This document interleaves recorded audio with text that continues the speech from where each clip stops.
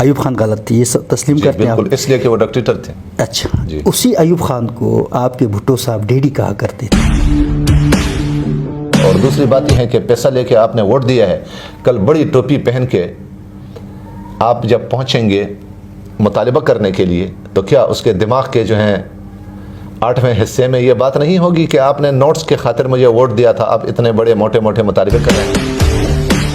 پاکستان میں سب سے پہلے کے جو آرمی چیف ہیں وہ انگریز تھے، اور اسی طرح اچھا، بھٹو صاحب کے ساتھ جو کچھ ہوا پوری دنیا سمجھتی ہے کہ وہ غلط ہوا، اب جو عمران خان صاحب کے ساتھ ہو رہا ہے اسے کیا سمجھتی ہے، ٹھیک ہو رہا ہے؟ میں اس چیز کا حامی نہیں ہوں کہ کسی بھی پارٹی لیڈرز کو یا جو بھی سیاسی ورکر ہیں ان کو اس انداز کی سزائیں نہ آیا ہوا ہے۔ اس کے ساتھ ایک پیپلز پارٹی کا دعوے دار کھڑا ہے اور ایک نون کا دعوے دار کھڑا ہے، دوسرا پی ٹی آئی کا اور تیسرا قاف کا۔ عجیب و غریب ایک کھچڑی بنی ہوئی ہے۔ تو سنجیدہ حلقے باقاعدہ سمجھتے ہیں کہ اس وقت کسی کے پاس کوئی میکینزم اس طرح نہیں ہے کہ اس عذاب سے نکل جائیں۔ بسم اللہ الرحمن الرحیم، صلی اللہ علیہ نبی وسلم۔ ناظرین کرام، اس وقت ہمارے ساتھ جنید الرحمن قریشی صاحب جو کہ پاکستان پیپلز پارٹی کے صدر ہیں کے پی کوہستان سے۔ سر بہت شکریہ، آپ نے وقت دیا۔ سر آج ہم نیشنل لیول پہ بات کریں گے کیونکہ میں سمجھتا ہوں کہ کوہستان میں اب وہ پوٹینشل مجھے دکھ رہا ہے کہ ہم کوہستان کے حوالے کو چھوڑ کر نیشنل لیول پہ بات کر سکیں۔ تو میں سمجھتا ہوں کہ آپ سے ہی آغاز کرتے ہیں اور دھیرے دھیرے ہم نیشنل ایشوز پہ بات کریں گے۔ سب سے پہلا سوال یہ ہے کہ 75 سال سے پاکستان جب سے بنا ہے، اسٹیبلشمنٹ جو ہے نا اس کو چلا رہی ہے۔ اسی اسٹیبلشمنٹ کی بھینٹ آپ کے جو قائد بھٹو صاحب چڑھ گئے، بینظیر بھٹو بھی چڑھ گئی، زرداری صاحب نے جیلیں کاٹی، نواز شریف، عمران خان۔ اب یہ معاملات جو چل رہے ہیں اس وقت ریسنٹلی، آپ سمجھتے ہیں کہ اسٹیبلشمنٹ جو ہے وہ درست کام کر رہی ہے؟ کیا کہیں گے؟ بسم اللہ الرحمن الرحیم۔ سب سے پہلے حسن صاحب، میں آپ کا تہہ دل سے شکریہ ادا کرتا ہوں اور امید کرتا ہوں کہ آپ کے سخت سوالات کا میں بہت تحمل سے جواب دینے کی کوشش کروں گا۔ آپ کے سوال کی طرف آتا ہوں۔ بدقسمتی سے پاکستان میں 75 سال سے ہمارے سیاستدانوں کی ناکامی کی وجہ سے یہ سارے جو صورتحال ہیں وہ ہم دیکھ رہے ہیں۔ تمام پارٹیوں کے جو بھی ہیڈز ہیں ان کی کمزوریوں کی وجہ سے ہمارے اسٹیبلشمنٹ اور مختلف ادارے آپس میں ٹکرا رہے ہیں اور کہیں نہ کہیں اختیارات سے تجاوز کرتے ہیں۔ اور اگر ہم تمام سیاسی پارٹیاں پاکستان کے مشترکہ مفادات کے لیے یکسو ہو جائیں، اپنے ذاتی یا اپنی پارٹی کے مفادات سے پاکستان کی مفادات کو اگر ہم ترجیح دیں گے تو یہ حالات کنٹرول ہو سکتے ہیں۔ اگرچہ آپ نے سوال کیا ہے کہ یہ آپ اس کو کیسے سمجھتے ہیں، یہ میں بالکل غلط سمجھتا ہوں۔ یہ کوئی بھی ادارہ ہو یا اسٹیبلشمنٹ ہو یا سیاسی پارٹیاں ہوں، وہ اپنے اختیارات دائر اختیار سے باہر ہو کے ماورائے قانون کوئی کام کرتا ہے، کوئی بھی ادارہ، اس کا الٹیمیٹلی جو نقصان ہے وہ پاکستان کا ہوتا ہے، جبکہ اس میں فیلئر کسی ایک فریق کا نہیں ہے بلکہ پورے سسٹم کا ہے۔ ہمیں سسٹم کی ضرورت ہے۔ یہ جو ہم رونا دھونا کرتے ہیں، ہم کہتے ہیں کہ جی اسٹیبلشمنٹ نے یہ کیا، اسٹیبلشمنٹ نے وہ کیا، عدلیہ نے یہ کیا، مطلب یہ ساری چیزیں، لیکن کبھی ہم نے غور کیا ہے کہ جب سے پاکستان بنا ہے یہ شروع دن سے ہی اسٹیبلشمنٹ جو ہے نا یہ سیاسی لوگوں کے اوپر حاوی رہا۔ آپ قائد اعظم کی مثال لے لیں، انہوں نے آرڈر کیا جی کشمیر میں نکلنا ہے، اس پہ لیے مطلب حملہ کرنا ہے وہاں پہ ہندوستان کے اوپر۔ اس وقت کے جو جنرل صاحب تھے وہ انگریز تھے، چیف آف آرمی اسٹاف جو تھے، انہوں نے منع کر دیا کچھ نہیں جاتا ہوں میں۔ اچھا، اس کے بعد پھر یہ بھی دیکھیں آپ، ہمیں معاشرت علوم میں تو کچھ اور پڑھایا جاتا ہے، لیکن حقیقت یہ تھی کہ قائد اعظم محمد علی جناح کی جو موت تھی وہ طبعی موت نہیں تھی، بلکہ وہ بیماری کے اس میں بھی نہیں، بلکہ یہ تھی کہ ان کی جو ایمبولینس خراب کی گئی۔ اب گورنر جنرل 2 گھنٹے تک ان کی جو ہے ایمبولینس خراب ہوتی ہے، پھر ایک اسٹیبلشمنٹ کے لوگ آتے ہیں، دیکھتے ہیں کہ وہ زندہ ہیں یا مرے ہوئے، اس طرح کے۔ تو آپ سمجھتے ہیں کہ یہ شروع دن سے چلا رہا ہے کہ آپ سمجھتے ہیں کہ یہ بھٹو صاحب کے بعد سے شروع ہوا؟ یہ جہاں تک میں نے پڑھا ہے، ایک تاریخ کے اسٹوڈنٹ کی حیثیت سے میں مطالعہ پاکستان کو میں نہیں مانتا۔ तारीख कौम भी नहीं मानती। तारीख को आप मानते हैं। जी जी, जो एक्स्ट्रा लोगों ने जी लिखी हाँ।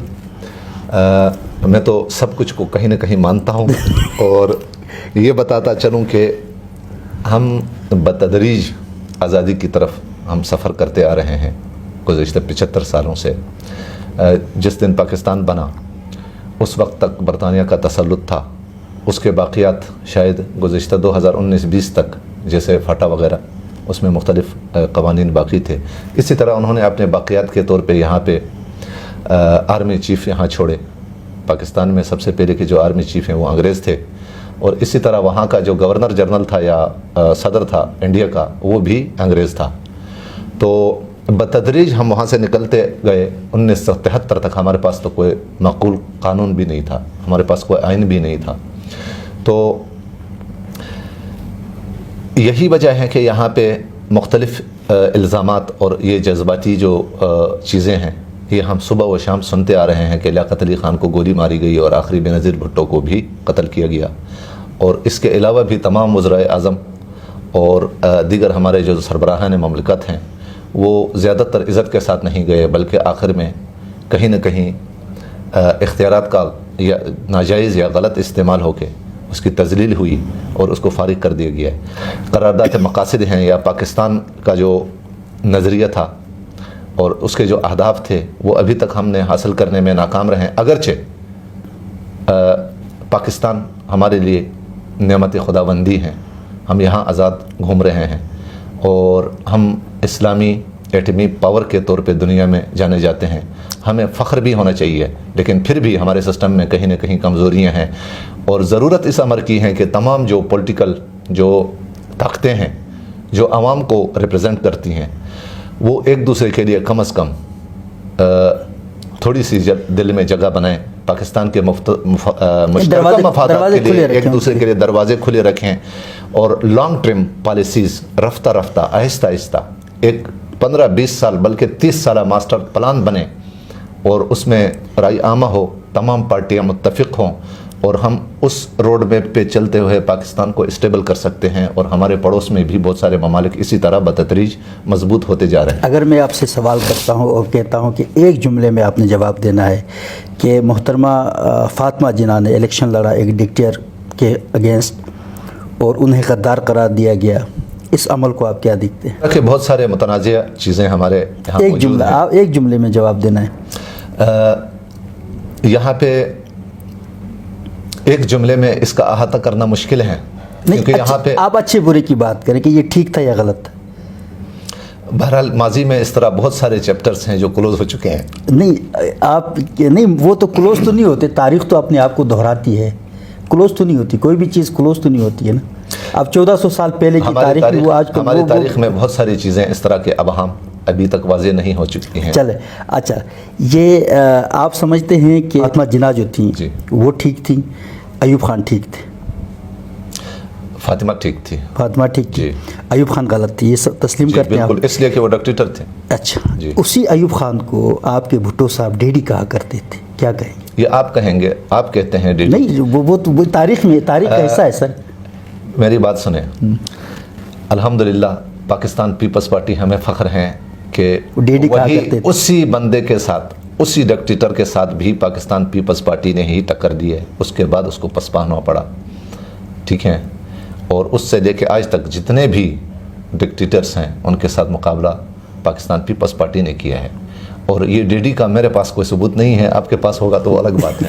चलो ठीक। अच्छा ये बताएं कि अभी रिसेंटली एक चीज़ है कि सियासत में तो कभी कुछ भी हो सकता है, लेकिन बात जो घूम रही है, जो रूमर्स हैं, वो ये कि इस्टेब्लिशमेंट जो है वो बिलावल भुट्टो को लाना चाह रही है बतौर वज़ीर आज़म। ये सोशल मीडिया का ज़माना है, यहाँ कोई भी सौदा आप बेच सकते हैं। ये बात हकीकत है कि इंशाअल्लाह अज़ीज़ पाकिस्तान पीपल्स पार्टी का नंबर है इस्टेब्लिशमेंट के अंदर नज़दीक। पाकिस्तान पीपल्स पार्टी ने गुज़िश्ता 8-10 साल से कौमी मुफाहमत के तौर पे जो काम किए हैं, तो अवामी हलकों में पाकिस्तान पीपल्स पार्टी की तरफ झुकाव हैं, लगाव हैं और इंशाअल्लाह हम कानूनी तौर पे जीत के आएंगे। अच्छा, भुट्टो साहब के साथ जो कुछ हुआ पूरी दुनिया समझती है कि वो गलत हुआ। अब जो इमरान खान साहब के साथ हो रहा है उसे क्या समझती है, ठीक हो रहा है? इसको मकाफात अमल डिक्लेयर किया है हमने, इसलिए कि 5 साल तक वो, ये तो आपकी पार्टी का मौक़िफ़, आपका अपना ज़ाती, आपकी ज़ाती राय, मेरा ज़ाती तौर पे मैं इस चीज़ का हामी नहीं हूँ कि किसी भी पार्टी लीडर्स को या जो भी सियासी वर्कर हैं उनको इस अंदाज़ की सज़ाएँ हों, इस पे हम खुशी नहीं मनाते हैं। लेकिन एक बंदे ने 5 साल तक लोगों को ललकारता रहा, इदारों को ललकारता रहा। आखिर हम पाकिस्तान के स्टेट में रहते हैं, यहाँ पे कोई इस अंदाज़ का इनकलाब जो मेरी मर्ज़ी का इनकलाब हो, ये मुमकिन नहीं है।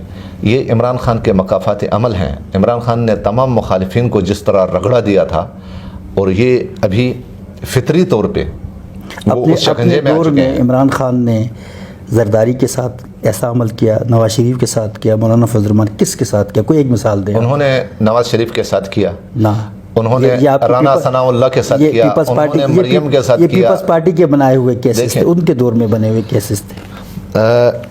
केसेस जब के भी बने हुए हों, वज़ीर आज़म इमरान खान बाकायदा थानेदार बना फिर रहा था कि मैं उसको नहीं छोड़ूंगा, इसको नहीं छोड़ूंगा। मेरी नज़र में इमरान खान ने सियासी तौर पे बड़े ब्लंडर्स किए हैं, और वो ईमानदार, अमीन और सादिक के नाम से अंदर के ये जो केसेस और ये जो घड़ी वगैरह हैं उसके तफसील में नहीं जाएंगे। ये तमाम चीज़ें फैक्ट्स हैं, इस पे अभी आगे जाके काम हो रहा है।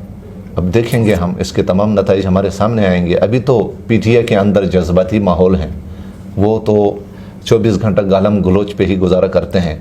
और सियासी तौर पे अगर आपसे सवाल करूं कि सियासत में अभी, सियासत में नवाज शरीफ के साथ जो ज़्यादती हुई थी, भुट्टो के साथ जो ज़्यादती हुई थी, या बेनज़ीर के साथ या किसी और सियासतदान के साथ जो ज़्यादतियाँ होती यहाँ तक पहुँची है, ये एहतसाब ब्यूरो होना नहीं चाहिए। ये मेरा ज़ाती राय है। एहतसाब ब्यूरो जो खुली छूट देनी चाहिए, सियासतदान जो भी करे। हमारे आइन के अंदर गुंजाइश है कि एक बंदा गलत काम करता है, चाहे वो सियासतदान हो।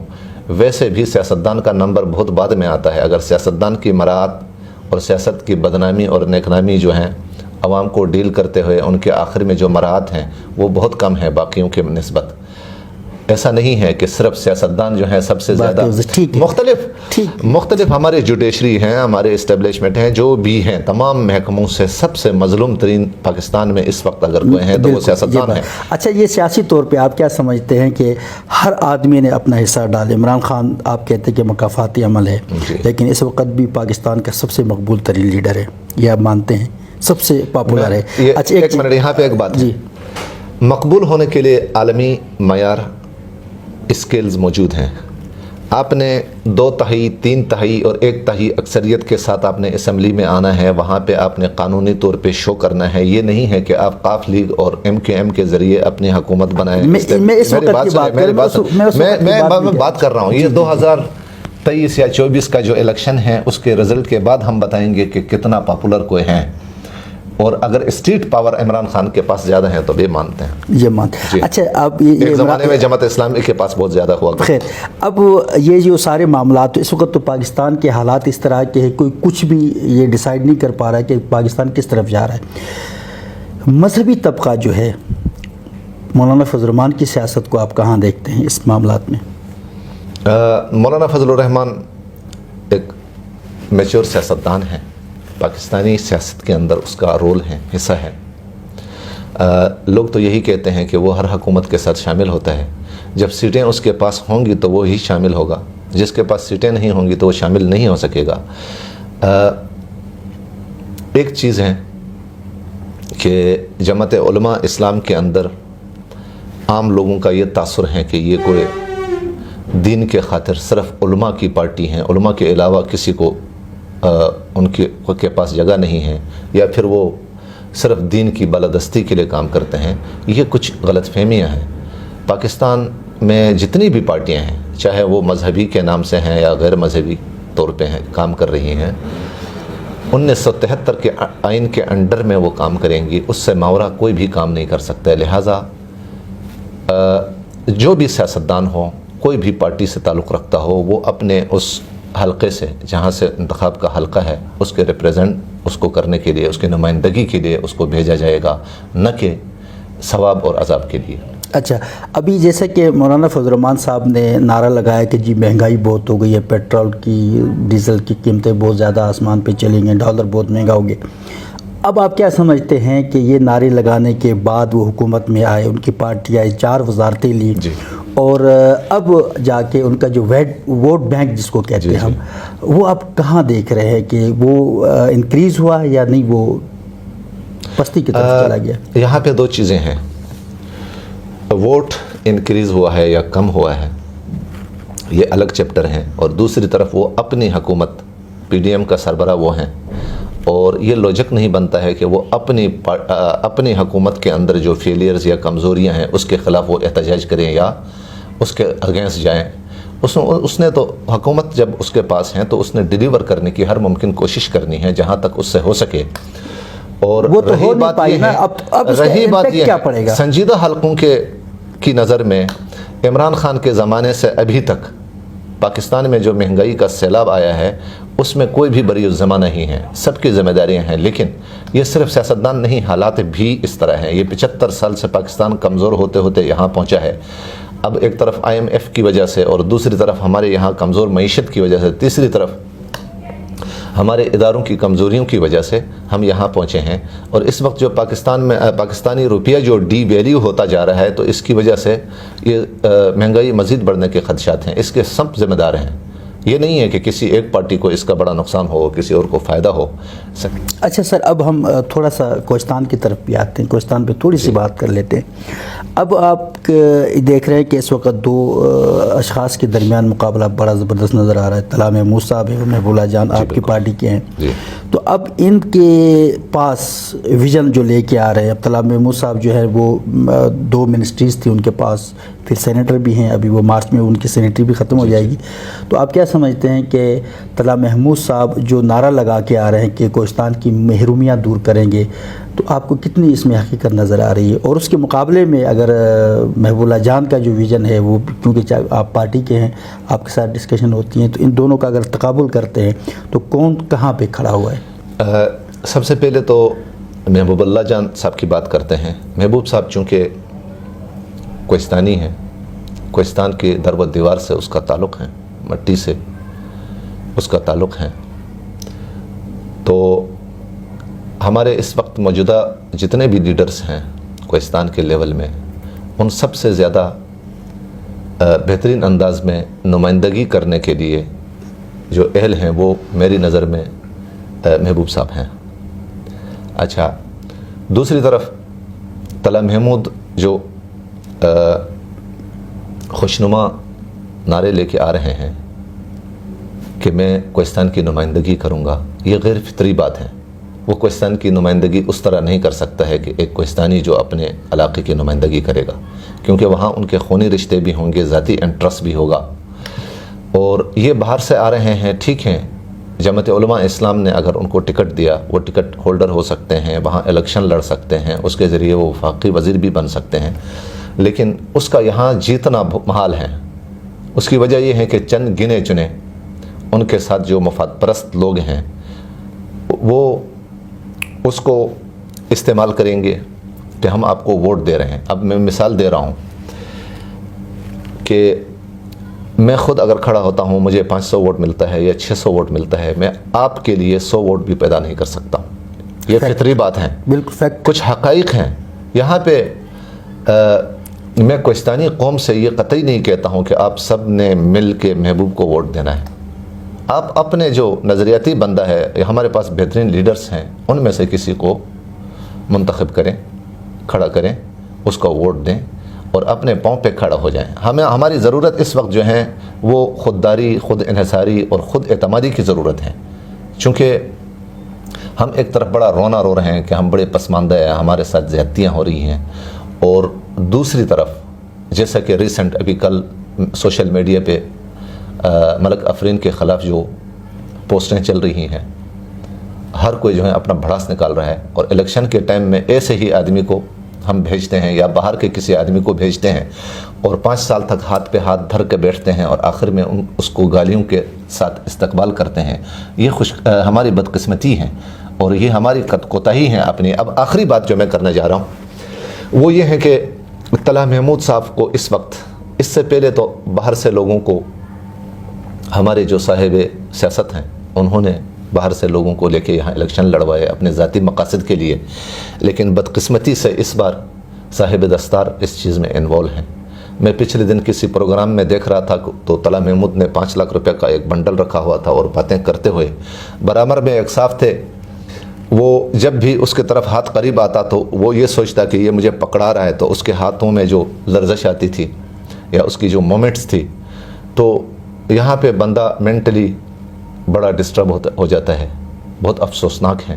اچھا سر، بحیثیت قوم ہم کوئی اتنے بھکاری بھی نہیں ہے کہ اسٹیج پہ دن دہاڑے صبح و شام پیسے بانٹے جائیں کہ بھجان آپ کے اوقات یہ ہیں کہ آپ پیسوں پہ ووٹ دیتے ہیں۔ اچھا یہاں پہ ان کے جو دوست یار ہیں وہ علاقے کے اندر ایک بات پھیلا رہے ہیں کہ یہ طلحہ محمود صاحب اگرچہ ان کے پاس اگر وہ فنڈز تو اتنے نہیں ہوتے کہ وہ کوہستان کو سنوار سکے، لیکن وہ 5-6 این جی اوز کو لا کے ڈال دیں گے تو وہ بڑے کام کریں گے۔ آپ کو لگتا ہے کہ این جی اوز جو ہے نا وہ اس سیاسی بندے کے لیے اپنا پیسہ لگائیں گے وہاں پہ؟ اب سب سے اہم چیز یہ ہے کہ طلحہ محمود صاحب نے انتخابی سیاست میں وہ ایسے ہیں جیسے میں یا آپ ہیں۔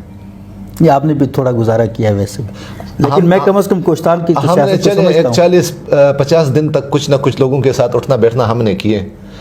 اس نے تو انتخابی سیاست کبھی دیکھا نہیں ہے، وہ حلقے میں جا کے عام پبلک کے ساتھ جو ہیں وہ اس طرح تحمل کے ساتھ جو ایک سیاستدان میں برداشت ہوتی ہے، ہر چیز کو وہ دیکھتا ہے، آپ کی ضروریات اور آپ کے وہاں کے حالات کو دیکھتا ہے، کیونکہ آپ کے ساتھ اس کا ایک لگاؤ ہوتا ہے، آپ ہی کے ہاتھوں سے اس نے منتخب ہو کے بڑی عزت کمانی ہے۔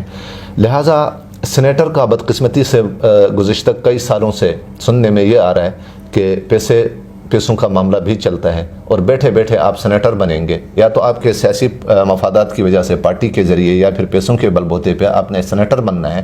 اب آپ نے اتنے نچلے لیول پہ آ کے جو ہے عوام کو راضی کرنا ہے، وہ بھی آپ کا حلقہ انتخاب نہیں ہے، باہر کے کوئی لوگ ہیں، پہلے آپ کا کوئی ریلیشن نہیں ہے، آپ صرف یہ کہتے ہیں کہ میں نے امداد کی ہے، مدد کی ہے، اس کے ذریعے آپ جو ہیں گراؤنڈ لیول تک پہنچے اور پھر اس کے بعد آپ منتخب ہو کے ان کی خدمت کر سکیں، یہ ممکن نہیں ہے۔ نہیں، میں نے این جی اوز کی بات کی، این جی اوز کیا اس طرح کرتی ہیں؟ کیونکہ یہ چیزوں کا این جی اوز اس طرح بالکل بھی نہیں کرتی ہے۔ این جی اوز کے اپنے ان کے انٹرسٹ ہوتے ہیں اور ان کے جو اہداف ہوتے ہیں، ان کے پالیسی ہوتی ہے، ان کے پاس اپنا کوئی اسٹریٹجی میکینزم ہوتا ہے۔ یہ نہیں ہے کہ وہ منہ اٹھا کے آئے ہیں اور ادھر طلحہ محمود صاحب اچھے آدمی ہیں اور کوہستان بڑا پسماندہ ہے۔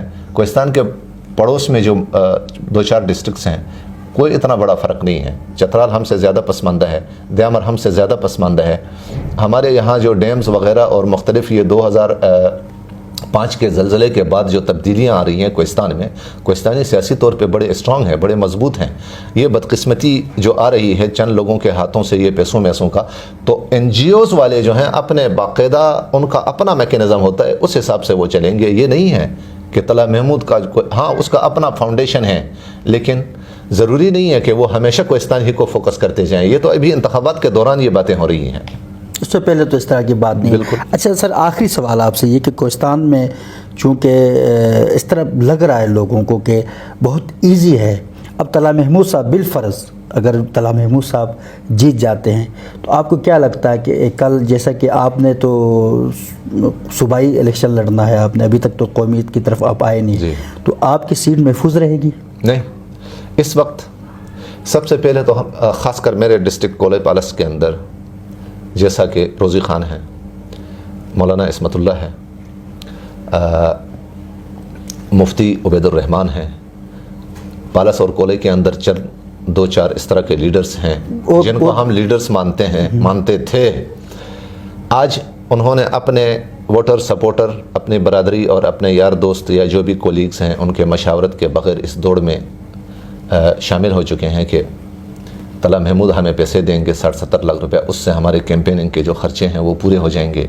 ایسے میں ٹھیک ہیں 8-10 بندے اس کو بڑے اچھے ملے ہیں، لیکن پبلک نے 120 بار سوچ کے پھر قدم اٹھانا ہے انشاءاللہ، ایک بات۔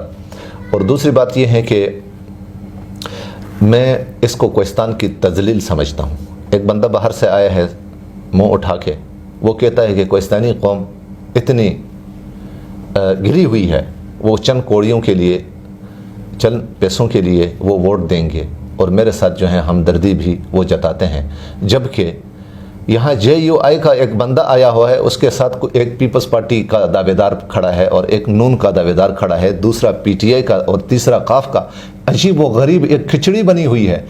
तो ठीक है, बड़े बड़े लोग उसके साथ घूम रहे हैं, लेकिन ये उसकी खाम ख्याली है कि यहाँ से सीट जीत के वो असेंबली में पहुँचे। मेरा सवाल रह गया है कि आपकी सीट को ख़तरा है। मैं कह रहा हूँ कि अभी मैंने यही चीज़ कहा है, अपने तमाम जो लीडर्स का जो नाम लिया है वो बिल्डोज हो रहे हैं, उनसे हम 120 बार सोच के उनको वोट देंगे। तो उसमें मैं भी शामिल हूँ, आप भी शामिल हैं। जब तला महमूद के इस दौड़ में 70 लाख रुपए के लिए हम घूम रहे हैं, तो इसका मतलब है कि जब हल्का में हम पहुँचेंगे तो लोग सवालात उठाएंगे। हम बराबरी के उस पर डिपेंड करते हैं। वो सवाल ही नहीं किया, मेरे सवाल मैं कह रहा हूँ, मैं ये कह रहा हूँ कि अगर तला महमूद साहब कौमी असम्बली की सीट पे कामयाब हो जाते हैं तो आपकी जो PK की सीट है उस पे बाहर से लोग नहीं आएंगे। मैं कह रहा हूँ कि पैसों का ये ट्रेंड अगर चल पड़ा, जिसके पास ज़्यादा पैसा होगा उसी को अगर पैसों पे वोट देना तो हम उसी को देंगे। लिहाजा कोहिस्तान का विकार, कोहिस्तान की नुमाइंदगी, कोहिस्तान का हल्का, इन चीज़ों से तो हम बाला होकर फिर सोचेंगे ना, सिर्फ पैसों के दौड़ में हम लगेंगे। तो ऐसे में पूरे कोहिस्तान की डिग्निटी और इज़्ज़त और वक़ार को ख़तरा है, सिर्फ किसी की सीट को नहीं, हमारी इज़्ज़तों को ख़तरा है। और दूसरी बात यह है कि पैसा लेके आपने वोट दिया है, कल बड़ी टोपी पहन के आप जब पहुँचेंगे मुतालिबा करने के लिए, तो क्या उसके दिमाग के जो हैं 8वें हिस्से में ये बात नहीं होगी कि आपने नोट्स के खातिर मुझे वोट दिया था, आप इतने बड़े मोटे मोटे मुतालिबे कर रहे हैं? तो ये आपका नुमाइंदा तो नहीं रहा ना, ये तो बारगेनिंग हो गई। कोहिस्तान में गुज़िश्ता 45-50 साल में सीढ़ी और सांप का खेल खेला जा रहा है। 98 पे हम पहुंचते हैं, वहाँ से 14 पे आते हैं। हम मलक अज़म से तंग थे, तो वहाँ से निकलने की कोशिश की तो कुरानदाजी आया। उससे हम जब तंग थे, उससे निकलने की कोशिश की तो बाहर से लोगों को मुसल्लत किया।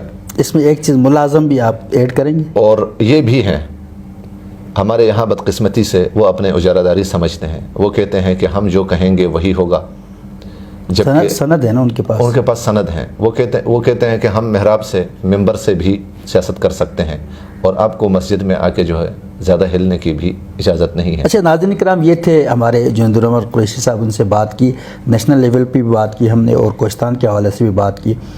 बातों का लब लबाब ये है कि चाहे वो पाकिस्तान की सियासत हो या इलाकाई सियासत हो, जैसे कि हमारे कोहिस्तान की सियासत है, दोनों सूरतों में हमने एक चीज़ को फोकस करना है कि हमारी जो बुनियादी जो ज़रियात हैं, बुनियादी हमारी जो चीज़ें हैं, हमने उनको फोकस करना है, उन पे बात करनी है, उनके लिए हमने तगोदो करनी है, कोशिश करनी है। और ये जो पाकिस्तान की जिस तरह सियासत में एक आजकल जो एक बेएतमादी है, एतदाल ख़त्म हो गया है, तो उसी तरह हमारे कोहिस्तान में भी सेम यही सिचुएशन है कि कोहिस्तान में भी यही हालात है। अभी समझ ही नहीं आ रही किसी को क्या होने जा रहा है। अब आज जैसे तला महमूद साहब आ रहे हैं, तो कल तला महमूद अगर जीत जाते हैं तो उनके पीछे भी कोई उनसे भी बड़ा, वो पश्तो में एक कहावत है ना कि सर लपा से सर दे, तो इनसे बड़ा बंदा आएगा। फिर PK की सीट भी आपकी नहीं रहेगी। और मैं समझता हूँ कि यूनियन कौंसिल पर भी बाहर से लोग आके इलेक्शन लड़ेंगे पैसों के बलबूते पर, वो कामयाब होंगे। और फिर कोहिस्तानी जो है ना, वो जो मर्द कोहिस्तानी का नारा लगाते हैं आप लोग, ये आपका नारा खाक में मिल जाएंगे।